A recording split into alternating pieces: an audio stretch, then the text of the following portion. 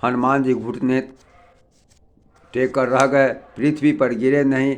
फिर क्रोध से भरे हुए संभल कर उठे। हनुमान जी रावण को एक घूसा मारा, वैसा गिर पड़ा जैसे व्रत की मार से पर्वत गिरा हो। मूर्छा भंग होने पर फिर वह जगा और हनुमान जी के बड़े भारी बल को सराहने लगा। हनुमान जी ने कहा, मेरे पड़ोस को धिक्कार है, धिक्कार है, मुझे भी धिक्कार है, जो हे देवद्रोही, तू अभी भी जीता रह गया। ऐसा कहकर लक्ष्मण जी को उठाकर हनुमान जी श्री रघुनाथ जी के पास ले आए। यह देखकर रावण को बहुत आश्चर्य हुआ। श्री रघुवीर जी ने लक्ष्मण जी से कहा, हे भाई, हृदय में समझो, तुम काल के भी भक्षक और देवताओं के रक्षक हो। ये वचन सुनते हैं कृपालु लक्ष्मण जी उठ बैठे। वह कराल शक्ति आकाश को चली गई। लक्ष्मण जी फिर धनुष बाण लेकर दौड़े और बड़ी शीघ्रता से शत्रु के सामने आ पहुँचे। फिर उन्होंने बड़ी ही शीघ्रता से रावण के रथ को चूर चूर कर और सारथी को मारकर उसे रावण को व्याकुल कर दिया।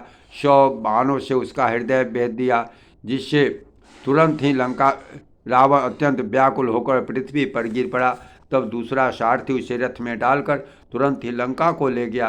प्रताप के समूह श्री रघुवीर के भाई लक्ष्मण जी ने फिर आकर प्रभु के चरणों में प्रणाम किया। वहाँ लंका में रावण मूर्छित से जाकर कुछ यज्ञ करने लगा। वह मूर्ख और अत्यंत अज्ञानी हठवश श्री रघुनाथ जी से विरोध करके विजय चाहता है।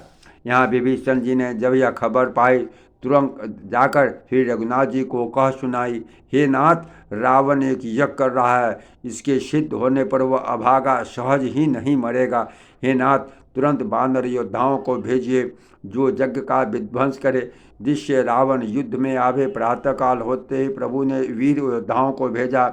हनुमान और अंगद आदि सब प्रधान वीर दौड़े। वानर खेल से ही कूदकर लंका पर जा चढ़े और निर्भय रावण के महल में जा घुसे। ज्यों ही उसको यज्ञ करते देखा, त्यों ही सब वानरों को बहुत ज़्यादा क्रोध हुआ।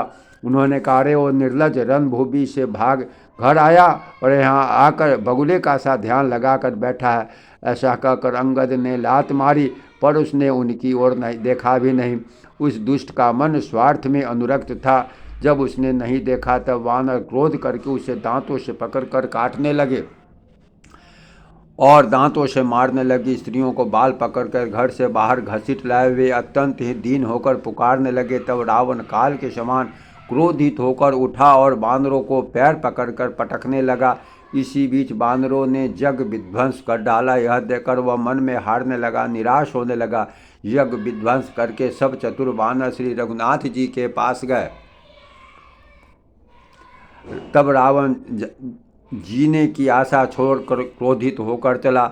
चलते समय अत्यंत भयंकर अमंगल अपशगुन होने लगे। गिद्ध उड़ उड़कर उसके सिरों पर बैठने लगे, किंतु वह काल के वश में था। उससे किसी भी अपशगुन को नहीं मानता था। उसने कहा, युद्ध का डंका बजाओ। निशाचरों की अपार सेना चली। उसमें बहुत से हाथी, रथ, घुड़सवार और पैदल हैं। वे दुष्ट प्रभु के सामने कैसे दौड़े, जैसे पतंगों के समूह अग्नि की ओर जलने के लिए दौड़ते हैं।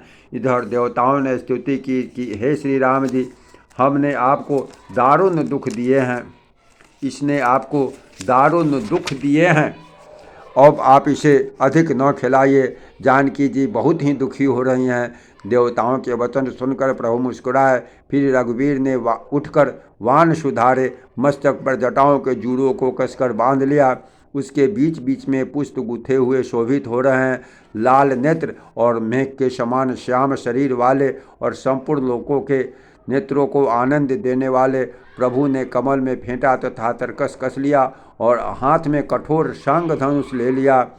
प्रभु ने हाथ में शांग धनुष लेकर कमर में वानों की खान अच्छे सुंदर तरकस कस लिया। उनके भुजदंत पुष्ट हैं और मनोहर चौड़ी छाती पर ब्राह्मण भेगुची के चरण का चिन्ह शोभित है।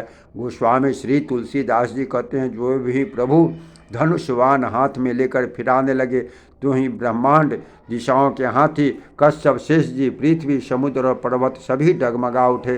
भगवान की शोभा देखकर देवता हर्षित होकर फूलों की अपार वर्षा करने लगे और शोभा, शक्ति और गुणों के धाम करुणानिधान प्रभु की जय हो, जय हो, जय हो ऐसा पुकारने लगे। प्रेम से बोलिए श्री राजा रामचंद्र महाराज की जय।